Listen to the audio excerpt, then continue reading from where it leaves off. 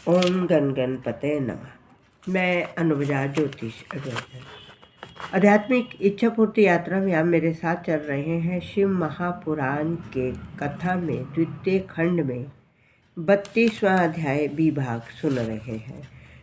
दधीचि के मुख से यह शब्द सुनकर विष्णु ने हंसते हुए कहा, हे दधीचि, तुम सत्य कह रहे हो, क्योंकि शिवजी की कृपा होने के कारण तुम सदैव निर्भय हो। परंतु मैं दंडवत करके तुमसे ये प्रार्थना कर रहा हूँ कि तुम मेरे मनोरथ को स्वीकार कर छू के वरदान को पूर्ण करो। ये सुनकर दधीचि ने उत्तर दिया, हे विष्णु, शिवजी की कृपा प्राप्त होने के कारण मुझे अब किसी से भय नहीं। अस्तु आप मेरे साथ छल न करें और अपने लोक को चले जाएं। तब विष्णु जी ने बोले, हे अरे मूर्ख, तू मेरी इस बात को क्यों नहीं मानता? मुझसे शत्रुता रख कर कोई सुखी नहीं हो सकता। मैंने रावण आदि महान बलशाली वीरों को नष्ट किया है। तू मेरी अवज्ञा मत कर, अन्यथा मैं तुझे अपने चक्र से मार डालूंगा। ये सुनकर दधीचि ने कहा, हे विष्णु, आपका कथन सत्य है और आप तीनों लोकों को जीत सकते हैं।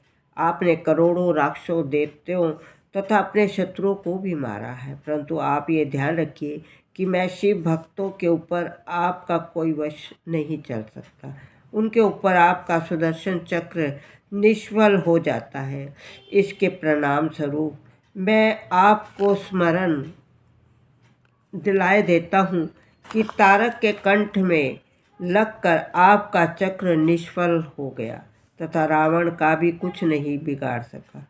जिस समय आपने अपने चक्र को निष्फल होते हुए रावण को मारने के लिए शिवजी का पूजन किया और उन्होंने प्रसन्न होकर आपको अमोघ बाण तथा आज्ञा दी, तभी आपने रावण का पर विजय प्राप्त की।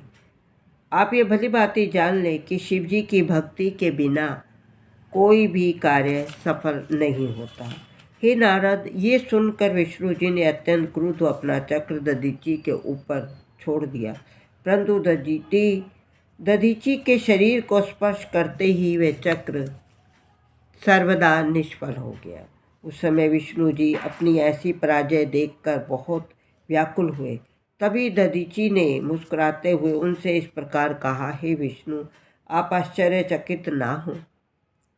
मैं आपके चक्र के निष्फल होने का कारण विस्तार पूर्वक समझाता हूँ। यद्यपि आपने बहुत उपाय द्वारा इस चक्र को प्राप्त किया, परंतु मुझे अपना मित्र समझकर नहीं मारता। आप मेरे ऊपर परंतु ये चक्र मुझे अपना मित्र समझकर नहीं मारता। आप मेरे ऊपर जिस अस्त्र का प्रयोग करना चाहें करें, अपनी संपूर्ण शक्ति लगाकर मुझे नष्ट करने का प्रयत्न करें, परंतु ये निश्चित है कि आप मेरा कुछ नहीं बिगाड़ सकते। ये सुनकर विष्णु जी अत्यंत क्रुद्ध हो उन्होंने महाभयानक गर्जना की। ये घोर गर्जना को सुनकर देवता, उपदेवता, वैकुंठवासी लोगों की सेना विष्णु जी के समीप तुरंत आ पहुंची। तब विष्णु जी ने उस सेना को साथ लेकर दधीचि के साथ युद्ध करने लगे। इस कथा की आगे का वीडियो देखने के लिए आप मेरा अगला वीडियो देखिए। ओम नमः शिवाय।